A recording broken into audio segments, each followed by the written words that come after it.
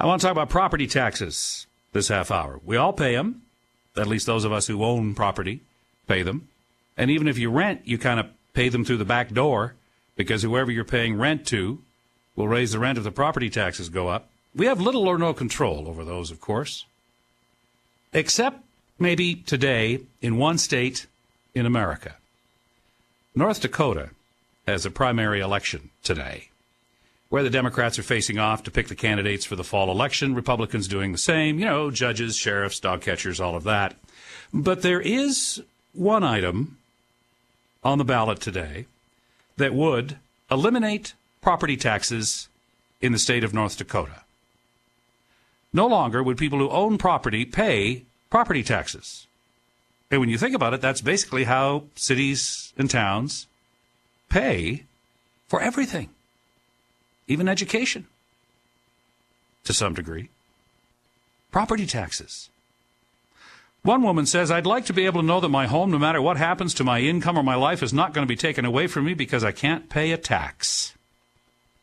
They argue the tax is unpredictable, inconsistent, counter to the concept of property ownership, and needless in a state, thanks in part to the wildly successful oil drilling, the Bakken finds itself in a rare circumstance of carrying budget reserves. When did we come to believe the government should get rich and we should get poor?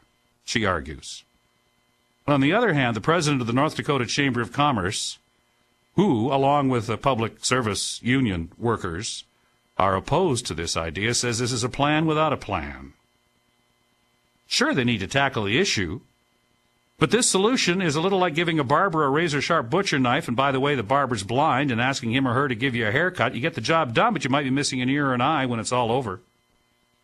Is it possible that the folks in North Dakota could today vote to eliminate property taxes? And what would happen? How would we fund all of the government programs? Joining us on the live line, Professor Walter Block. He's the Harold E. Wirth Eminent Scholar Endowed Chair in Economics at Loyola University in New Orleans, adjunct scholar at Mises Institute and the Hoover Institute. Professor Block, as always, good to have you on the program. Thank you. Thanks for having me back. Do you think that a state or even a province in this country could operate without property taxes? Oh, yeah, sure. Taxes are a three-letter word, but maybe we can't work them into a four-letter word, but I regard them roughly in that way. They're theft. A majority of people come to others and demand money from them. What kind of thing is that? I mean, if a private individual taxed another private individual, we would have a word for it also beginning with a T, and it's called theft.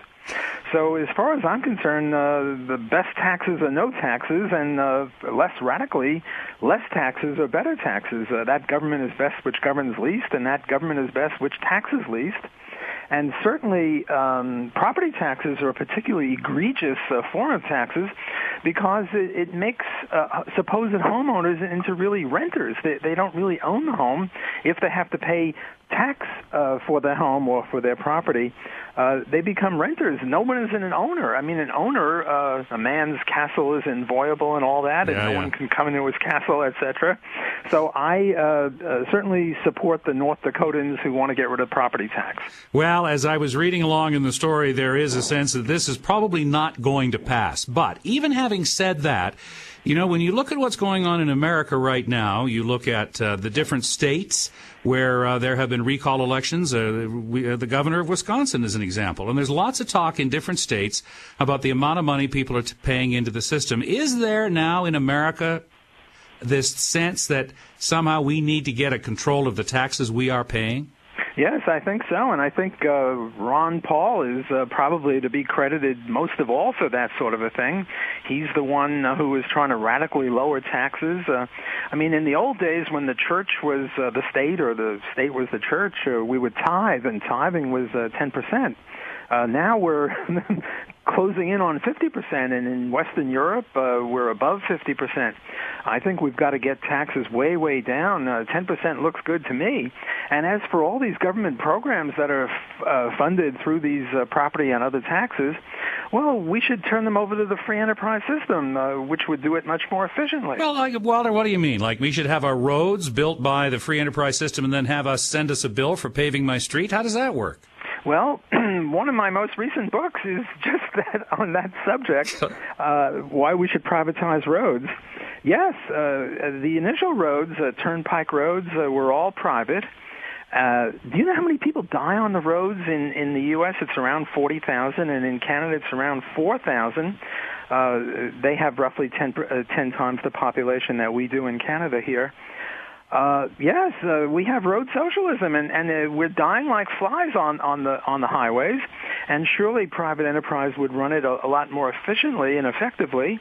Yes, so that would be a perfect case in point. Education would be another one. Let's privatize education. Yeah, but then how do you pay for that? You just your tuition fees? Well, yeah, tuition. Look, we already pay for it. You know, they call them freeways. They're not freeways. They're taxways. And the point is that government is like any given thing, garbage removals, fire protection, whatever it is, it usually costs 3 to 4 to 5 times as much when the government does it. So how would we pay for it? Well, if we got all these taxes back, we would pay, say, 1/4 of what we used to pay in taxes, we would pay in fees to private enterprises. Look, in the Soviet Union, they had restaurants that were government-owned, and people would say, well, you can't privatize restaurants because how would we pay for it? Well, the way we would pay for it is we would stop paying taxes for government restaurants and grocery stores and have all that money back, and then we could pay private entrepreneurs who would do it much more efficiently and save lives in the process. We're in conversation with Walter Block. He's an economics professor, College of Business, Loyola University in New Orleans. So I'm trying to get my head around this, Walter, because this is, in this province, this is where, socialism raised its head many, many years ago, and the whole idea of essentially, if I hear you right, you're talking about user fees for just about everything. Well, yeah, we have user fees for wristwatches. We have user fees for golf courses and recreation centers. We have user fees for socks and shoes. Yeah, let's privatize things. Look, Saskatchewan might have started socialism, but maybe we can lead the path back away from socialism. Have we learned nothing from the laboratory experiments of East and West Germany, North and South Korea? They're the same people, the same culture, the same everything, and due to an accident of war, one went socialism and the other went more free enterprise, and they're practically starving in North Korea. So yes, I think we ought to look toward less government, less taxes, more Ron Paul philosophy and spirit. And yes, let's privatize the highways, let's privatize education, let's privatize the fire protection. There are very, very few things that the Ron Paul philosophy would allow government, and that would mainly be protecting person and property rights. Let's talk. I want to talk about this North Dakota thing specifically, because let's say, for the sake of argument here, that they did indeed eliminate the property tax. Now they haven't gone the whole way of this user fee that we've talked about. So now you've got a state where they do not collect any property taxes. How do they raise money then in order to provide all of these services that are provided in either the state of North Dakota or the province of Saskatchewan?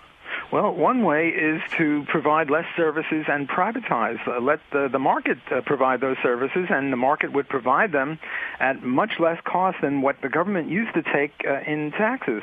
The other way, of course, the much less radical way, is to raise other taxes or to reduce other expenditures.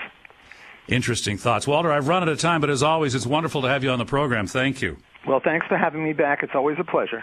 Professor Walter Block, he's an economics professor, the Harold E. Wirth Eminent Scholar Endowed Chair in Economics at Loyola University in New Orleans. I'm Richard Brown. This is News Talk Radio.